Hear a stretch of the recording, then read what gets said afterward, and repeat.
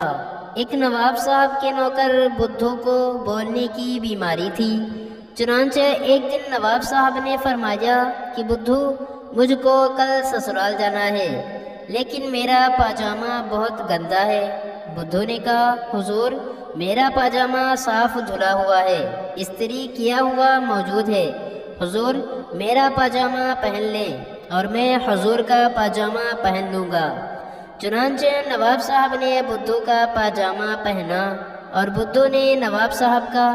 سسرال پہنچ کر نواب صاحب نے بدھو سے فرمایا کہ دیکھو بھائی، سسرال کا معاملہ ہے، ہم تو منہ پر رومال رکھ کر خاموش بیٹھے رہیں گے، سب لوگوں کے سوالوں کا تمہیں جواب دیتے رہنا ہے، اور خبردار، تمہیں خدا کی قسم دلاتا ہوں کہ ہرگز کسی پر یہ ظاہر نہ ہونے پائے کہ میں نے نوکر کا پاجامہ پہنا ہے، ورنہ میری نوابی کی ساری عزت و آبرو کا جنازہ نکل جائے گا۔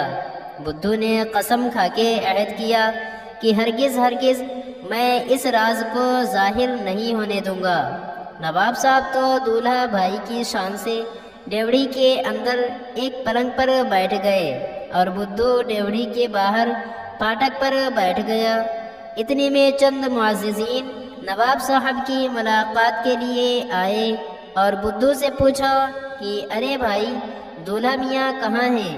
تو بدھو نے جواب دیا کہ صاحب، اگر آپ دولہا میاں سے ملاقات کے لیے آئے ہوں تو اندر تشریف لے جائیے، اور اگر آپ ان کے پاجامے سے ملاقات کرنے آئے ہوں تو میرے پاس بیٹھیے، ان کا پاجامہ میری ٹانگوں میں ہے اور وہ میرا پاجامہ پہنے ہوئے ہیں۔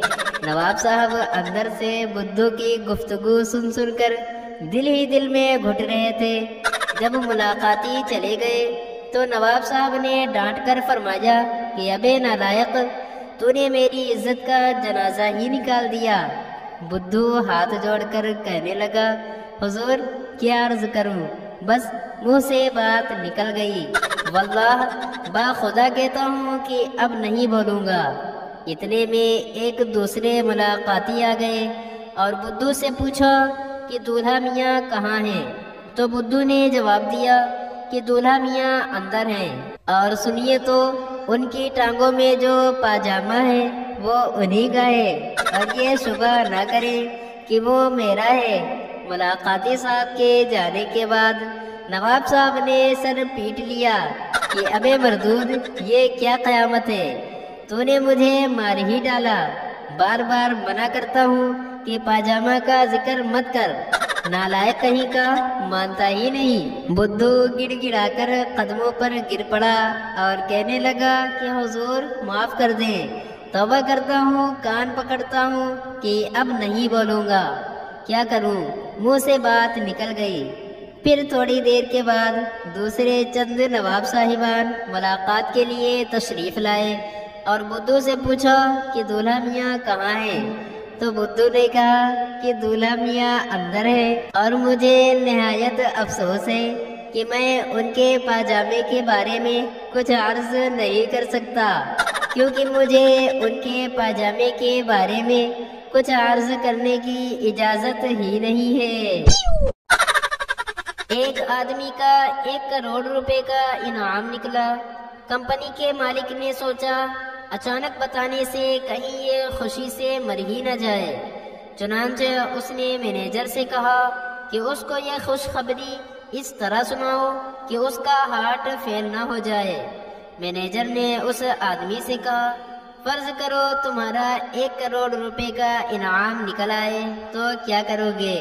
آدمی نے مذاق سمجھتے ہوئے نہایت لاپرواہی سے جواب دیا، آدھے روپے تمہیں دے دوں گا۔ یہ سن کر مینیجر کا ہارٹ فیل ہو گیا اور مر گیا۔ سردار کے گھر ایک بلی تھی، تنگ آ کر اسے کہیں چھوڑ آ جا۔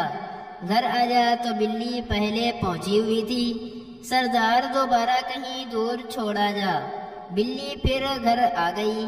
سردار غصے میں بلی کو اور دور چھوڑنے گیا، وہاں سے بیوی کو کال کی، بلی گھر پر پہنچی؟ بیوی نے کہا ہاں۔